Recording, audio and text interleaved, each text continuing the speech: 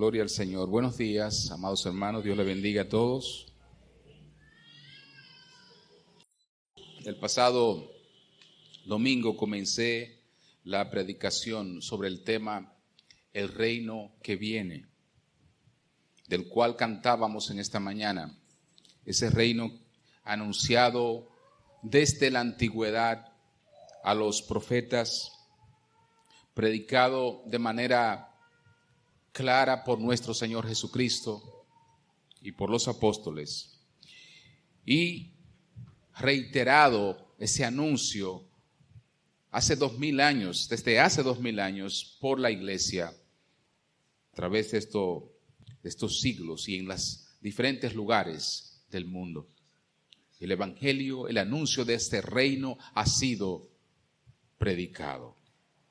Y la primera parte de esa predicación, el domingo pasado, los que estaban aquí recuerdan, que decíamos que lo primero que nosotros vemos es el anuncio de ese reino, porque no es algo inventado por los hombres, no es algo que nació en la idea, en la mente del ser humano.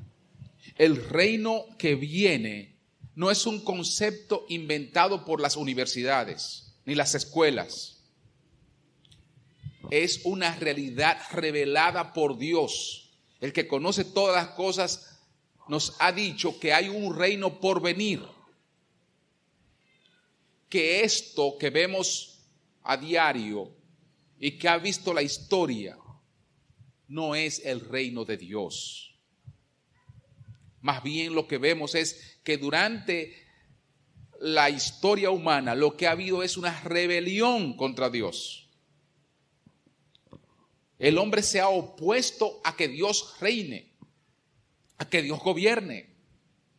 Las naciones de la tierra imponen sus leyes y vaya usted a ver, la mayoría de las leyes, por decir no todas, tienen implícito unas cláusulas que van en contra de lo que Dios ha revelado en su palabra. Los congresos legislan a favor del ser humano y en contra de lo que Dios ha revelado. Las leyes que más están creciendo en el mundo son las leyes que van en contra de lo que Dios ha dispuesto. Por tanto, los reinos de este mundo en nada se parecen al reino que viene. El reino que viene es un reino perfecto y ha sido anunciado por Dios. Y esto es importante, yo decía el domingo pasado, es importante que la iglesia sepa que el reino de Dios, llamado también el reino de los cielos, fíjese que en ese nombre, el reino de los cielos, también se puede usted deducir de que no es de este mundo. Es un reino de los cielos, viene del cielo, desciende de lo alto. No es creado por un emperador. Los emperadores han pasado todos, han muerto todos. Todos los imperios han pasado. Pero la Biblia dice que este reino que es de los cielos no pasará. Y con eso yo quiero que vayamos al texto que estamos usando de base, que es el libro de Daniel, en el capítulo 7, verso 13 al 14.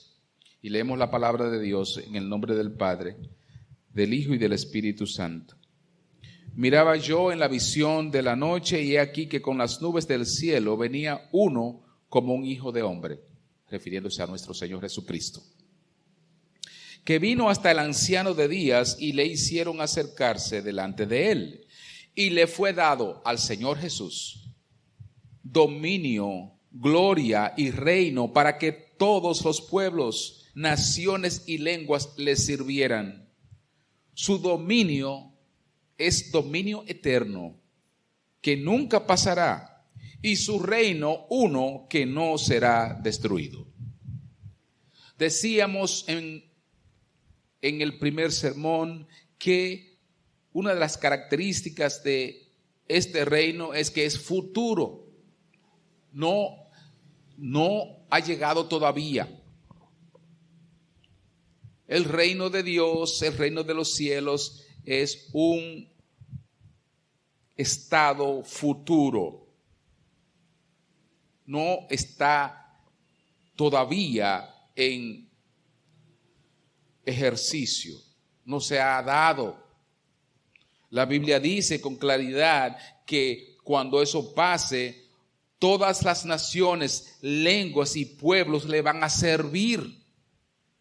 Es decir, que todo habitante se rendirá de manera gozosa ante los pies del rey.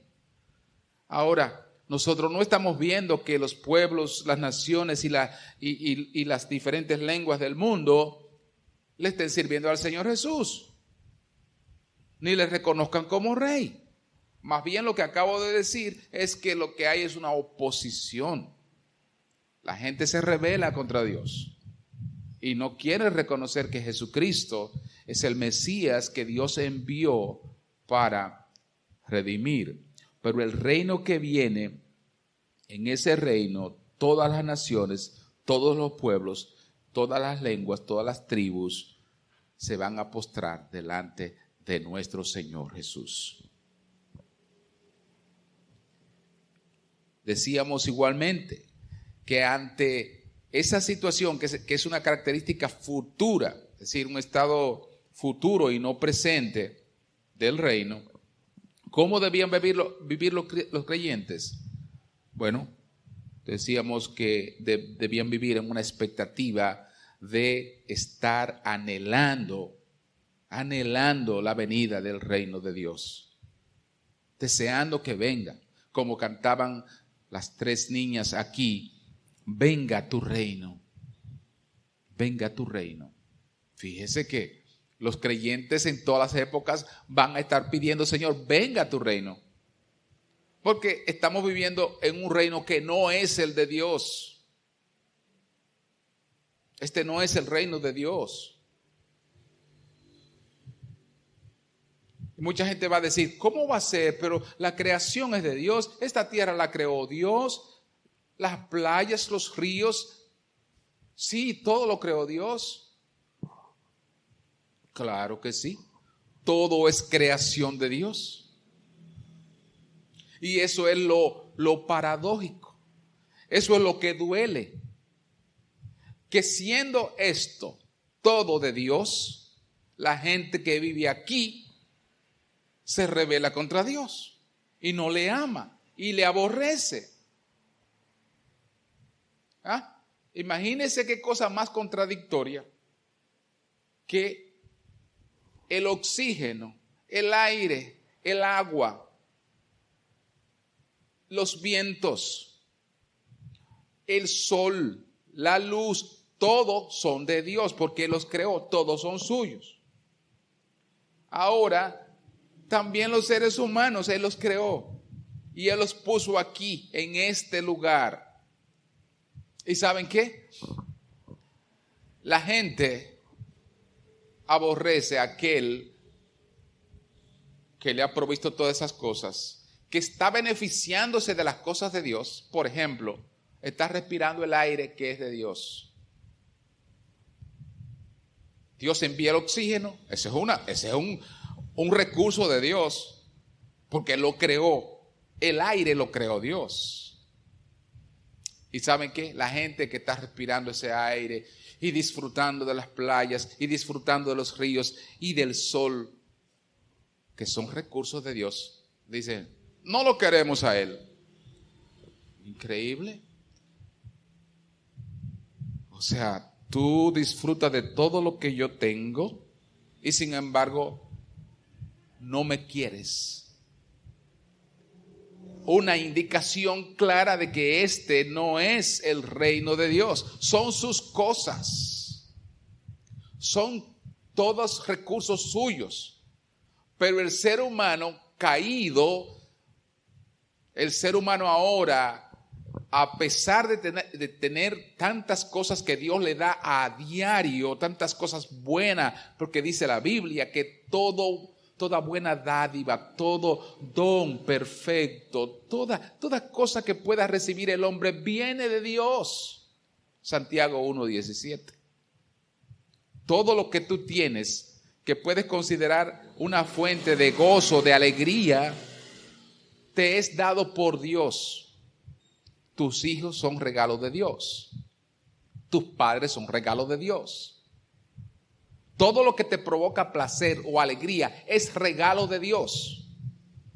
Y aún así, en este reino caído, porque Satanás tentó a nuestros padres, Adán y Eva, y tumbó el dominio que tenían Adán y Eva sobre lo creado y lo tergiversó, lo contaminó.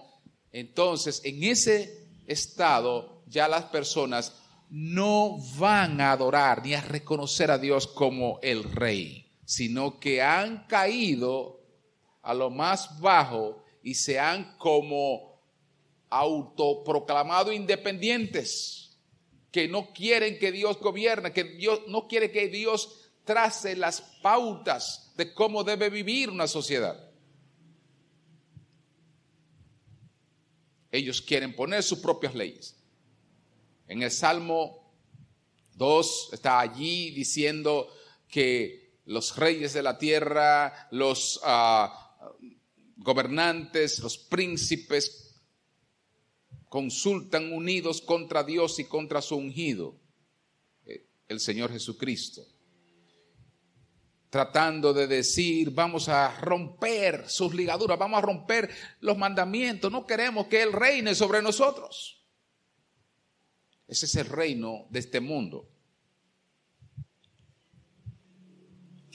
Por tanto, los creyentes anhelan que el reino de Dios venga. Venga tu reino, Señor. Pero esos son los creyentes. Esos son los cristianos. Esos son los que han probado ya por el Espíritu Santo que el reino de Dios es lo perfecto, es lo que Dios siempre diseñó para el ser humano. Y que lo demás que puede probar aquí en esta tierra, las demás cosas, por buenas que sean, son solamente sombras del reino de Dios. Un hijo te da alegría, una mujer te da gozo, un hombre te da gozo. Tú tienes, digamos, amor, vives en paz en esta tierra. Créeme, esas cosas son sombras únicamente del reino que viene. Viene un reino perfecto, un estado perfecto donde habrá justicia, donde habrá verdadera libertad, verdadero gozo, verdadero placer, en el concepto bueno de la palabra. Deleite verdadero. Por eso el cristiano anhela el reino que viene. Venga tu reino. Y eso fue una enseñanza de nuestro Señor Jesucristo a sus apóstoles, que oraran así constantemente. Anhelen que el reino de Dios venga. Y ese es nuestro anhelo. Igualmente, decíamos que los creyentes deben estar esperando ese reino. Y en Hebreos 9:28 se dice que Cristo aparecerá por segunda vez sin relación con el pecado para salvar a los que le esperan. El creyente está esperando. No está simplemente en un estado así vago. Déjame ver por si acaso algo sucede. No. El creyente está esperando. Y mire, cuando alguien está esperando, no se mueve de ahí. Alguien le invita, ¿verdad? Y dice, vamos a la playa. No, es que estoy esperando a alguien aquí. No puedo salir, no puedo moverme porque estoy esperando a alguien. Pero vamos porque no nos vamos a tardar. No, y si viene, no puedo salir, estoy esperando. El creyente, por tanto, nunca se mueve de la fe en la cual está porque está esperando ese reino. y no quiere descuidarlo. Es como en la parábola de las vírgenes, de las 10 vírgenes, unas 5 sensatas y 5 insensatas. Unas estaban esperando y estaban preparadas con el aceite.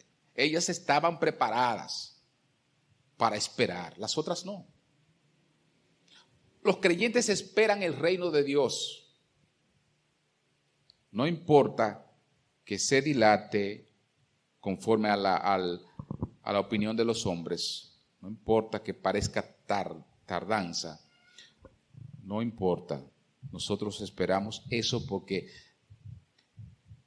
es lo que Dios nos ha prometido y es lo que mueve nuestras vidas. De hecho, la motivación de todos los santos en el Antiguo Testamento y en el Nuevo y en la historia de la iglesia durante 2000 años, esa motivación es que venga el reino de Dios. Y por esa motivación es que están dispuestos a renunciar a todo para esperar el reino de Dios. Es precisamente esperar el reino de Dios lo que llevó a Abraham, Hebreos capítulo 11, verso 10, lo que llevó a Abraham a decir que él no se conformaba con la tierra de Canaán, que le había sido prometida por Dios, sino que él esperaba la ciudad que tiene fundamentos, cuyo arquitecto y constructor es Dios.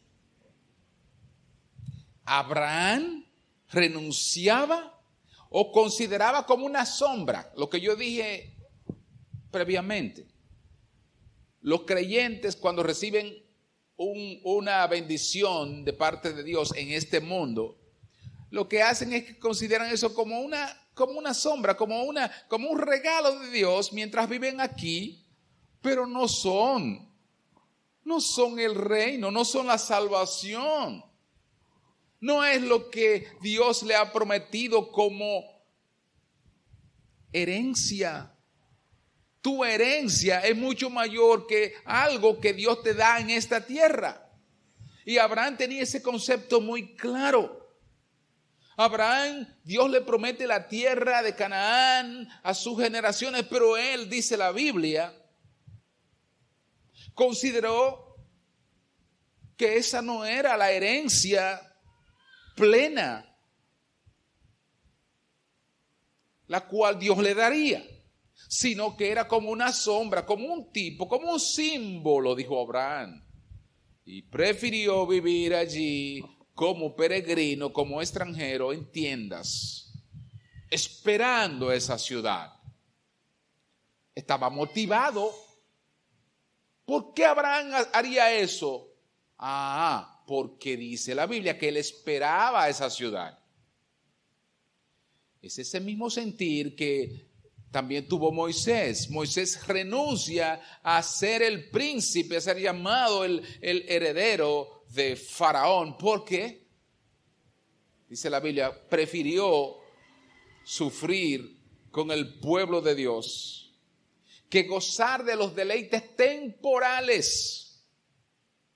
Fíjese que la Biblia opone lo temporal, que es esto de este mundo, que es pasajero, lo opone a lo eterno, a lo celestial, al reino eterno de Dios. Es la misma motivación que tuvo Moisés. Moisés dijo, espérate, me puedo quedar aquí en Egipto, puedo ser príncipe, vivir en los deleites, no tener que pasar nada de esta travesía por el desierto. Voy a gozar acá en Egipto. Pero este hombre, fíjese, Moisés no andaba buscando riquezas porque él las tenía todas en Egipto. No andaba buscando gloria porque estaba en Egipto. Deleites los podía tener todos allá, los que él quisiera. Y la Biblia dice que Moisés era un hombre bien parecido, de buen parecer, era hermoso. Sus padres lo guardaron desde niño vieron su hermoso parecer. Imagínense, ya de adulto, debió ser un hombre igualmente de buen parecer y con la fama a su lado, y la gloria y el poder. Cuando tú tienes esas cosas reunidas, todas esas características, óigame, es difícil de que irte para un desierto a lidiar con gente, a menos que tú no tengas una motivación mayor. Y la motivación mayor la tuvo él porque Dios se la reveló. Él entendió que por más hermoso que fuera el palacio del faraón, del cual él podía ser heredero, por más hermosas que fueran las egipcias y por más grande que fuera la gloria y la fama de ese imperio,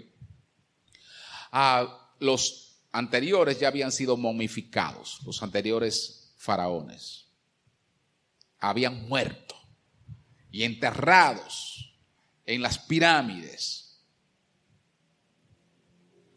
Y Moisés vio que la gloria y la fama y el poder de esos hombres acababa allí, en las pirámides, momificados.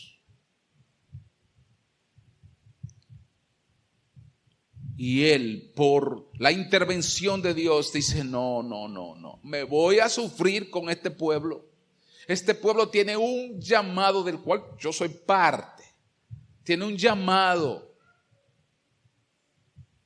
Y Dios se le revela a este hombre. Y les dice acerca de ese reino que viene. Un reino que no es fundado por los hombres, que no es bello por los palacios que diseñan los hombres, sino que es inescrutable, es indescriptible, porque el que lo ha diseñado es el creador de todo lo que vemos, es Dios mismo. Y esa motivación hace que Moisés deje todo lo que tiene y se mueva en esa dirección.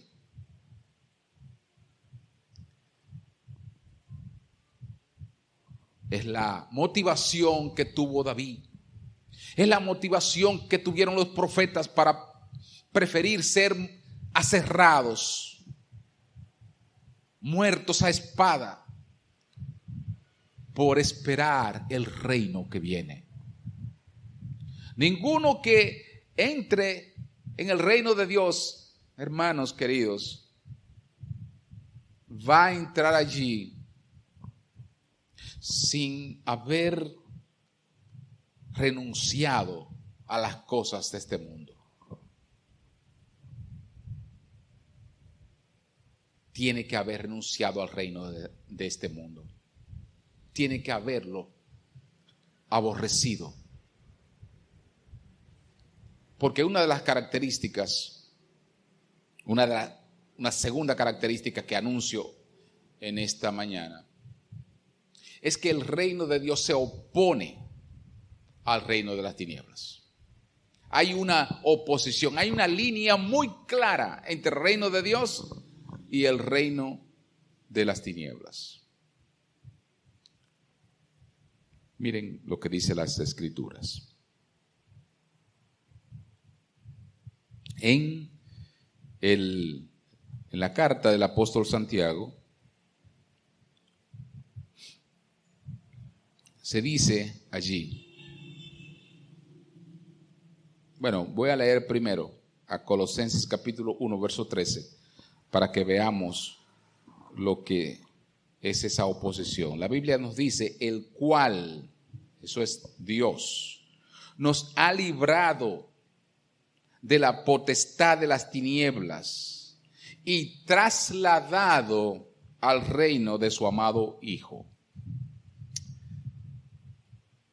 Aquí lo que la Biblia dice es que Dios a su iglesia, a los que hemos sido apartados para entrar a su reino, el Señor nos trasladó del reino de las tinieblas al reino de su amado Hijo. Es decir, fíjese que hay una oposición. Si nosotros de alguna manera todavía perteneciéramos al mundo, al reino del mundo, entonces, o si fuera posible que un creyente pudiera vivir conforme al reino del mundo y también conforme al reino de Dios, el traslado no fuera necesario. Estamos claros, lo que la Biblia dice es que para entrar al reino de Dios necesitamos ser trasladados del reino del mundo al reino de Cristo. ¿Por qué? Porque hay pleito, hay una oposición entre un reino y otro. Y estamos claros con eso. Constantemente Satanás está vendiendo los recursos de este reino. Está dando o ofreciendo poder, gloria, fama, placeres, todo lo cual Dios dice, cuidado con eso, porque aunque son reales y aunque te provocan algún tipo de satisfacción, son temporales. Van a pasar, tú vas a envejecer y eso va a pasar. Y yo no apruebo ese sistema. Lo que Dios dice es, Satanás te va a ofrecer esto y esto y esto. Ahora, ese es su reino. Y es un reino pasajero, es un reino que está destinado a destruirlo, a destruirse. Porque el hombre, mírate a ti, pudiera estar diciendo el Señor, mírate a ti, ¿acaso? ¿Cuántas horas te quedan de vida? ¿Cuántas? Y si tú no vienes a mi reino, si yo no te traslado, ¿cuánta te va a quedar? Y luego, ¿qué vas a tener? Nada, te vas a ir al infierno. Por eso el Señor está trasladando sus hijos del reino de Satanás, que es un reino, por más gozoso que parezca, es un reino temporal. Lo está trasladando a su reino eterno. Y yo digo, gloria a Dios por eso. Porque a mi edad me he dado cuenta que no importa, hace muchos años que conocí al Señor, me he dado cuenta que por más que tú tengas, por más que vivas, todo es temporal, todo es pasajero. Y como Moisés y como Abraham, el creyente tiene que tener esta decisión de esperar a este reino que viene. Porque Dios se opone a este reino de este mundo y por eso trasladó a sus hijos. Usted dirá, bueno, pero que todavía estamos en este mundo. Claro, el Señor nos dijo, en su oración final le dijo al Padre, Padre, no te ruego que lo quites del mundo, sino que lo libres del mal. El Señor sabía que nos iba a dejar mientras Él establece su reino, íbamos a quedarnos en esta tierra,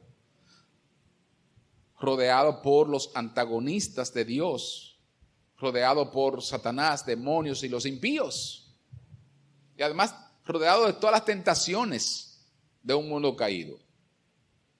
Pero la oración de nuestro Señor fue, líbralos del mal, líbralos de caer en la tentación, líbralos de que después que hayan sido trasladados de ese reino de las tinieblas, ellos quieran volver ahí. Líbralos, Señor. Y esa debe ser nuestra oración constante también. Señor, líbrame de las tentaciones. Porque, ¿saben qué, amados? Ustedes y yo podemos testificar de que este mundo constantemente nos está bombardeando, llamando la atención con cositas. Nada más hay que meterse a las redes para ser tentado. Nada más hay que andar por las calles para ser tentado y tentada. Nada más hay que ver a un impío hablar de cómo supuestamente él se siente feliz con todo eso. Para el creyente decir, oye, pero yo estoy aburrido. Mira cómo está esa persona que parece, ¿verdad?, que está viviendo muy bien y yo estoy como aburrido. Satanás vendiendo esa idea de que hay una felicidad en aquellos que no tienen al Señor, que están todavía en el mundo. Y los que hemos sido trasladados al reino de Cristo parece que no tenemos esa felicidad. Es una tentación, una estrategia del diablo que a cada creyente se le ofrece de una manera particular. Y yo les digo, nuestra oración debe ser: Señor, ya que tú me trasladaste del reino de las tinieblas a tu reino, líbrame del mal. Constantemente, líbrame de yo no mirar estas cosas como mi meta a perseguir. Que tu oración sea: Señor, venga tu reino. Venga tu reino. Porque ¿quién quiere algo que pasa tan rápido? Que ya 100 años que se van así, y son muchos humanamente hablando, pero se van así. Ya 100 años sería tu herencia. ¿Quién quiere eso? Cuando Dios ha prometido un reino eterno, hermano. Estos hombres fueron hombres sabios, y el creyente es un hombre sabio, una mujer sabia. Cree, renuncia, está dispuesto al sacrificio por lo que viene.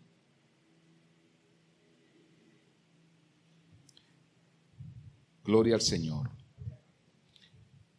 Santiago 4:4 dice: oh almas adúlteras, y esto es a los creyentes. Es como un llamado a los creyentes. Y le llama adúlteros cuando hacen lo siguiente. Dice: ¿no sabéis que la amistad del mundo es enemistad con Dios, contra Dios? Cualquiera pues que quiera ser amigo del mundo se constituye enemigo de Dios. Una clara afirmación de que el reino de Dios y el reino del mundo se oponen.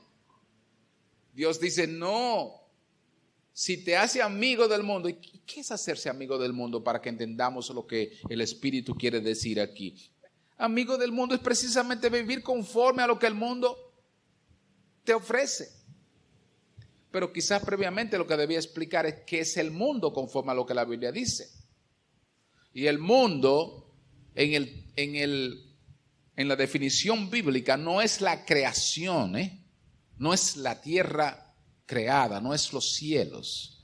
El mundo es el sistema establecido por Satanás y por los hombres impíos, el sistema de gobierno, el sistema de vida, el sistema de ley, tanto legal como moral, de reglas, ese sistema de costumbres, de tradiciones, ese sistema de estilos de vivir y de decisiones de vivir, ese sistema que establece la voluntad humana por encima de la voluntad de Dios. Eso es el mundo. No es la creación. El mundo es todo lo creado, inventado por el hombre que se opone a Dios. La amistad con ese sistema, la amistad con eso es enemistad contra Dios.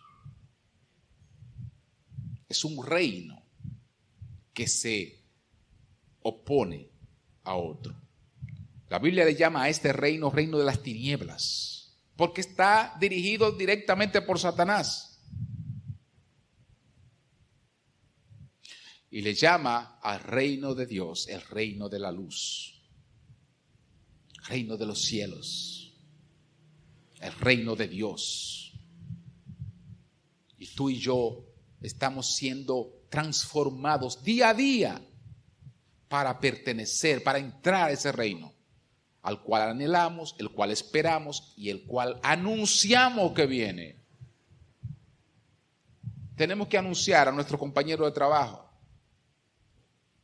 a nuestros amigos, anunciar que viene un reino, no este que estamos viviendo. Tenemos que anunciarlo con urgencia para que sepamos que el creyente es el hombre más afortunado, el cristiano es la mujer y el hombre más afortunado que existe sobre la tierra, porque son parte de un reino que no tendrá fin, cuya cabeza, cuyo rey es soberano, bueno, amoroso, digno de gloria, nuestro Señor Jesucristo.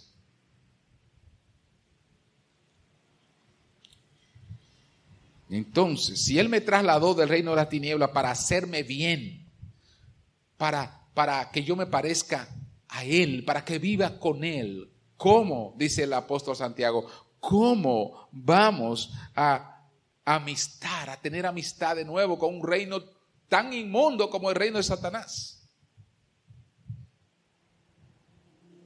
La Biblia dice, sería un alma adúltera esa que hace eso. Una que quiere vivir con uno y con otro. Eso es lo que le está diciendo. Una que quiere vivir, un alma que quiere vivir en el placer del reino de Satanás y querer igualmente estar con su esposo, que es Dios. Habrá una tercera parte de esta predicación para el domingo próximo, donde vamos a describir el reino, qué dice la Biblia de ese reino en sí.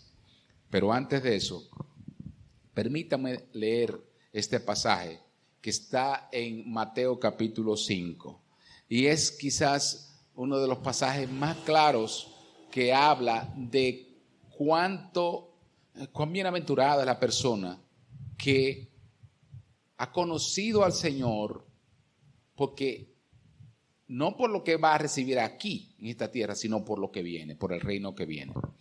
Mire, dice en Mateo capítulo 5, su primer verso: bienaventurados los pobres en espíritu, porque de ellos es el reino de los cielos. Quizás no tendría que abundar mucho más para simplemente señalarles que lo que la Biblia está diciendo es, y en la boca de nuestro Señor, es que el dichoso no es el príncipe, el dichoso no es el presidente de una nación, el dichoso no es el hombre más rico de la tierra, que a veces se ponen en las revistas, la revista Fortune, donde salen los hombres más ricos del mundo, o las mujeres más bellas, o los hombres más atractivos, o más famosos. Y la gente mira esa lista allí, de los hombres más ricos, las más bellas y los más famosos, y como que comienzan a decir, wow, si ese fuera yo, o si esa fuera yo. Comienzan a imitar a ese sistema del mundo. Wow, si yo tuviera en la revista Fortune, o si yo estuviera en Miss Universo, dirían algunas jóvenes, y ganara Miss Universo. Pues ¿sabe qué? Ese es el sistema del mundo, que tiene sus propios premios, que tiene su propia lista de privilegios y de honor y de gloria. Pero la Biblia en el reino de Dios tiene otra lista que se opone totalmente a eso. Y oigan quiénes son los dichosos, quiénes son los bienaventurados. La Biblia dice los pobres en espíritu. ¿Por qué son bienaventurados? Porque de ellos es el reino de los cielos. Aquí no vale fama, aquí no vale gloria, aquí no vale poder. Aquí el más pequeño es considerado, más pequeño en carácter, es considerado un hombre bienaventurado. Pero no porque sea así. Hermano, la bienaventuranza no es porque sea un hombre pobre de espíritu o una mujer pobre de espíritu. Ay, no, es que se ve más bonita como pobre de espíritu. Es que se ve más aceptable así. No. La bienaventuranza es porque ha de recibir el reino, porque ha de entrar en el reino de Dios. Esa es la dicha. No porque sea así, sino porque va a entrar. O sea, el privilegio es entrar al reino de Dios, es vivir en el reino de Dios. Ya sea rico, sea pobre, el privilegio es entrar en el reino de Dios. Gloria al Señor.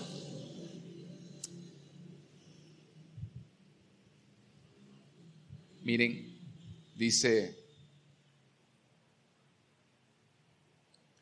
bienaventurados los que padecen persecución por causa de la justicia, porque de ellos es el reino de los cielos.